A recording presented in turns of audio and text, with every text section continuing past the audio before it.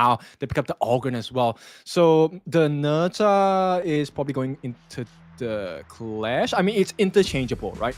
Both of these heroes can play either the Clash or the jungle, but I would prefer an Ogryn in the jungle at this point for the side of Ruffle era. Yeah, I agree with that too. I think that you're not using it to its best of its abilities. It looks like they're going to go with that. Ogryn in the jungle. Arise. I think that that's the right play.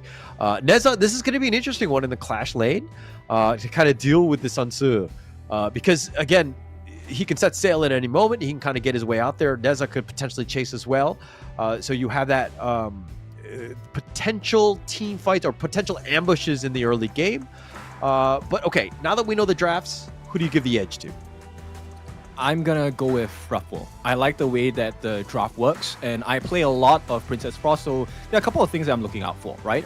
Okay, if we take a look at the situation for the side of Nongshim, whenever Dun uses that Unruly Blade, or whenever Sun Tzu uses a set sail, there is a fixed position they will land at. And if Princess Frost, Tunski, is able to get the Frigid Prison down at the correct moment, it is instant death. They have so much damage coming up from the side of Ruffle era. And to pair that up, Fleur using the Liang with control, it immediately takes someone out of the fight. Yeah. The control is going to be key, right? Being able to do that, in most team fights, is he able to control like the Dune or the Sun Tzu when they do go in, or even just lock down Loong so that the rest of the team can blow it up. I think you're gonna have a good time. But Liang getting into that position, not the easiest of times. But okay, we did talk about this in the early part of the draft. But with the Dolia pick on Faye, are there enough good cooldowns like the Dune Unruly Blade, Sun Tzu Set Sail? Are these enough to kind of justify that Celestial Melody, pick here? I don't believe so. Maybe I'm tunnel visioning or something, but Tunski to me is going to be the game changer at this point. If Tunski gets the perfect Frigid Prison, I swear to whatever it is, it's going to be a horrible game for the side of Nongshim. And Ruffle era, if you give them an advantage, they will always oblige.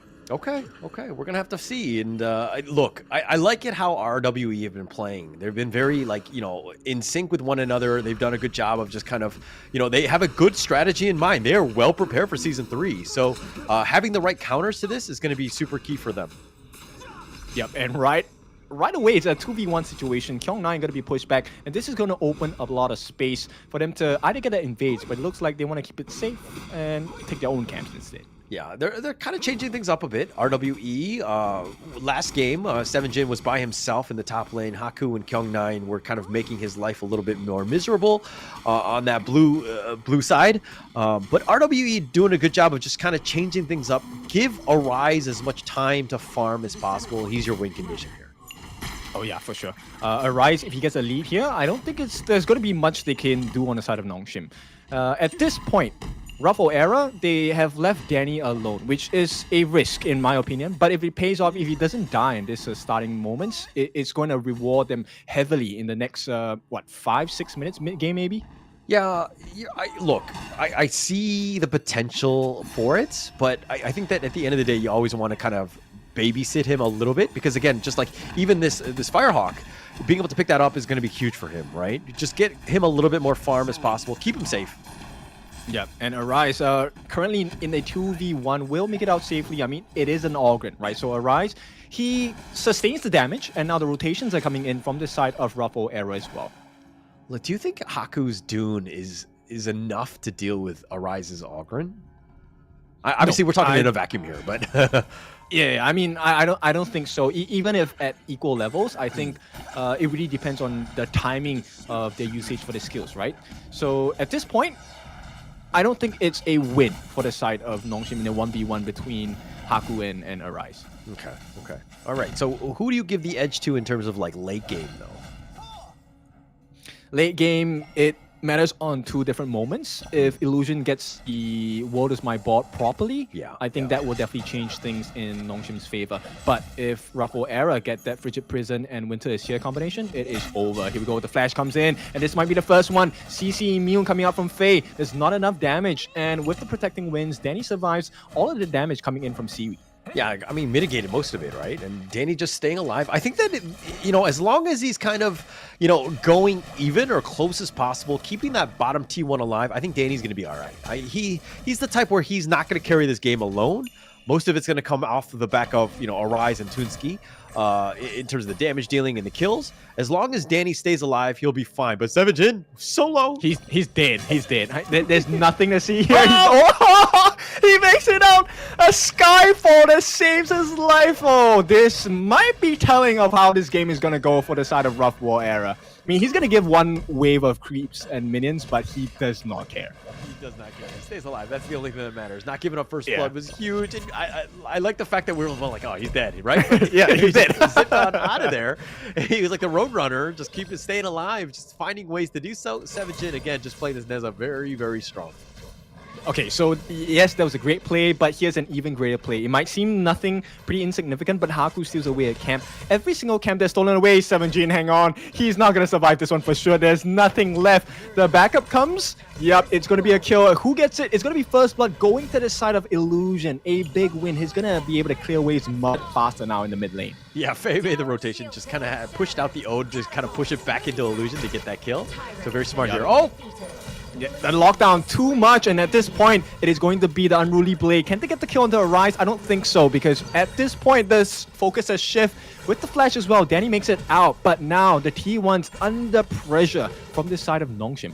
Nice little rotation by Nongshim right there. Just being able to get the pick off. And all 5 members, again, you give them a little bit of space. This is what happens. And Siri on the Loom, he's a monster on Loom. So he'll do his damage. You got to be super careful in that sense. But let's check this replay here.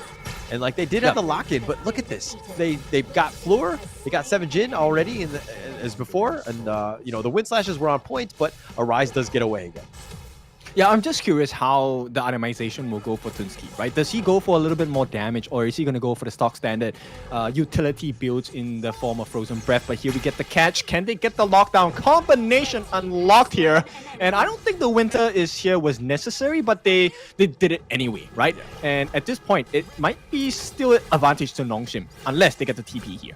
Yeah, no, I think that it's worth using all your cooldowns. It's still very early in the game, and you just want to ensure that you get that kill. I don't really think that that's because if he gets a split second where he can do something, maybe he can set sails on out of there and he survives. So you got to just ensure that you confirm those kills.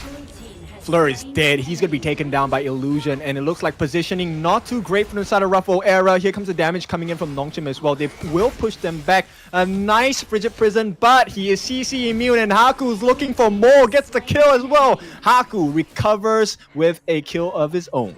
Yeah, look at that. Haku, just like that monster, right? With that wind slash, just locking him down for Toonski, just getting all the kills. Oh, they might even get more. The world's my board. Oh, I'm sorry. He's dead, and that was a big play. The fact that he got Danny out, that's a huge win for the side of Nongshim. And we're talking about macro plays, right? But Nongshim, they have the better macro control at this point. Yeah, very good. I mean, Illusion, did you see how much life he had? I mean, he's still very low. You can see it on the board right now. He has like a sliver of life, like 5 HP. He's going to heal up in that, in the fountain. But playing the hero to the limit, but getting the pick off onto Danny, pretty huge. You want to slow down RWE as much as possible, and that is a good kill for them. Yep, and I'm just curious because we have not seen much set sails coming out from Kyong9, and the game is already at this state with Nongshim taking the lead. So I'm curious to see what happens when the set sail card is finally played into the game itself. Look, seeing Nongshim play in the past, I felt like Kyong9 was using set sail too often. Like he would just go in, like there's a skirmish that's potentially brewing, and he would just go in, right? I felt like he was overusing it. So seeing Kyong9 kind of being a little bit more patient, let the game kind of come to him, I think is probably better for Nongshim at this point, especially since they have a lead. They don't need to rush it. Yeah, okay, I agree with that. I think patience is key, right? We don't want that instant gratification. Delayed gratification is always better in this case. But as it stands now, I don't see how Rough War era are going to survive this onslaught coming up from Nongshim. Yeah, it's tough, right? Like, I mean, their control, I mean, they're able to kite you out, they're able to kind of death ball, and it's tough to get onto like a Haku or Kyong9, which are kind of the frontliners, and they're providing all that space, especially since you have Siri and Illusion with that control. Like, you have a lot of ways to kind of deal with a potential jump in. Yeah, and you know, one of the byproducts of the way that Nongshim is playing is the fact that Arise has no extra farm. There is no invasions going on. He does not get a steal in the buffs on the opposite camps. In fact, his own buffs are being threatened at this point. Yeah, and look it, they're being aggressive. Nongshim right now, playing with those boards and just kind of those barriers, but they're going in. Yep, they get the lockdown as well. Arise will not get his ultimate down in time, gets taken out instantly, and that's a huge tank out of the picture. No one else is able to tank that much damage on the side of RWE Era, so they have to give everything up now. T3 on the bot, Azure Golem in the mid, and it's not looking good. It's not looking good. This is a tough situation. But again, you're like, Haku knew that Arise is a little out of position. He knows a thing or two about Ogren, so getting caught out floor. Oh. Yep, he commits the control as well, but there's not enough damage coming in. Set Sail gonna land on the spot, and with this, Danny commits his protecting wins as well, but there's plenty of healthy damage laid down on that T3, and RWE Era, they have to lick their wounds. There's nothing they can do about it now. Can we talk a little bit about Illusion on the Yixing? I think he's just been on point. Like his control, the way that he's like throwing out those taking liberties and the world is my board, like his spells, like he's just consistently controlling you. I mean, obviously Haku's been setting up a lot of this by baiting, some of the heroes out, but he's always been there, and really, this is the power of the Yixing. I think that this is a hero that we're going to see more often in this Season 3 here. Oh yeah, for sure. I mean, so far, his World is My Board have been pretty on point with the catches as well. And he is playing the passive with the Sliding Stones to maximum efficiency so far. If you look at his itemization, he is hitting like a truck already, right? Frozen Breath along the Mask of Agony. It's not something that even Arise can deal with. And another catch comes down, forced to use the Skyfall defensively. While, the first instance of it was pretty nice to watch, the fact that 7jin has to use Skyfall defensively is a huge detriment to the side of RWE Era. Yeah, I mean, it's one of those things. It's not like a longer cooldown. It's kind of like you can't be really aggressive when it's down. But it looks like the bottom T3 has been taken out, and 7jin is kind of left alone just to defend.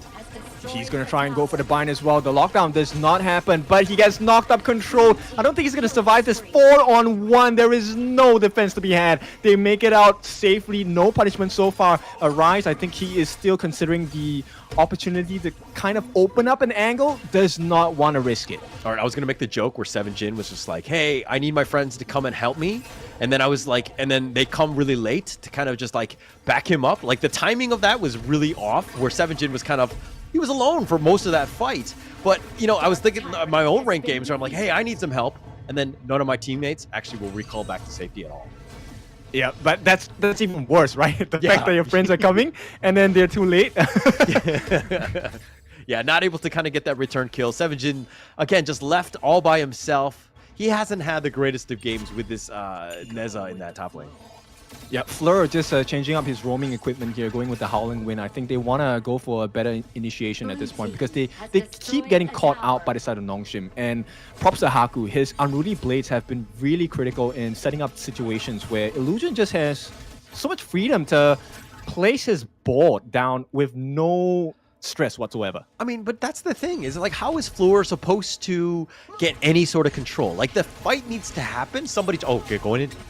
Yep, they're going in for Kyung9, but it is a bait. He's going to give his life. Danny gets a kill, but the rest of the damage coming in from the side of Nongshim is going to be too much. On the backline, Siri is just going crazy. Takes up to the skies. Godlike by the side of Illusion. It is 3 for 2 now, and it looks like maybe RWE Era can maybe do it. Not enough damage, not enough life, and Nongshim dominates them in this big fight. Another win for them. No, I mean, it's still like RWE have more of the heroes alive, but Haku is the raid boss. He's looking to maybe just end. No, okay, he's not going to end the game here, but look, he's going to deal with the mid T2. 7jin is going to push in the bottom lane. 7jin and Floor both surviving. Don't, save the game, so to speak. But Haku, this is a tough hero to deal with on this Dune. How do you deal with this monster? Fleur needs to do something, I think, at this point, right? He needs farm, because at this particular instance, Kyung9 was soaking so much damage. He took up so many different moves and skill sets away from the side of RWE Era. And this is why the fight failed for the side of RWE Era, because they had nothing else left to give. Now, I know it looks like, hey, they got more kills on the side of RWE. Nongshim just left with the sole member Haku. But how do they kill him with just Summon Jin and Fleur? There is no damage to be had. Fleur does not have a damage item. He is all utility. Yeah, no real damage here. But look at Haku still up in front. You know, he's at full life, and they're looking to turn this. Nothing. Arise. They can't do anything on the backlines as well. They lock down 7jin. He's trying to go on the backlines, but there's not enough damage. At this point, they get the shutdown on the Haku. This is a good turn. If they can get more, this will be perfect. But set still has been refreshed. Celestial Melody will be put into use. And right now, 7jin might be at risk of getting caught out. He's so low. Gets the bind as well. Tries to go in. Where's the backup? Once again, they are late. But it doesn't not matter because the big objective here is that Shadow Overlord. This can help them turn the game. The T3 down on the bot lane needs to be fixed. Yeah, it needs to be fixed here. But RWE getting Haku and Illusion, we're talking about the unkillable monster, and then he dies from like the next team fight. So Haku here, just down for about 8 more seconds. Actually very huge for RWE. They need to figure things out. Like Haku was going in onto Arise, who was just tanking things up. And then they just like, all 5 members were like, okay, we'll just blow up Haku now. Because he's committed everything onto Arise, wasn't able to kill him. So again, Haku needs to understand that, hey, you are... well, now you're a killable monster. You need to figure out ways to get on the squishies more than anything, not deal so much, not be so bloodthirsty onto Arise. Yep, okay, so finally Fleur has some damage. He's going to get the Splendor on hand. So both defense and attack in position for the side of this Liang. And Tunski as well going to follow suit, gets a Splendor of his own. So there is a lot of defensive capabilities. This might be a good fight. Yeah, they're looking to be. I mean, they're just kind of slowing in, but here comes the Starfall. Yeah, Skyfall on the back lines. Can they get the catch? But all 5 members to get caught in the board, and it's looking horrendous for the side of RWE as Nongshim run rampant. Siri gets a time of his life. Arise, he's gonna lifesteal, but not for long because it's a double kill for the side of Siri. And Nongshim, they're marching forward. The only member left is 7jin. What can he do against the likes of Nongshim? Yeah, I mean, he's got to just split push, or he's got to buy time on the bottom lane. He's got to deal with these minions. Just slow it down. Get yourself, 20 seconds. Figure out how to do this. It's going to be a tough situation. I don't think it's going to be possible here. Yep, there's no way. And Nongshim, once again, they take the lead. Game number 3, they win and lead now by 2-1. Okay, look. Nongshim, yes, they come up with a victory, but there are times in the games where I'm like, actually, this is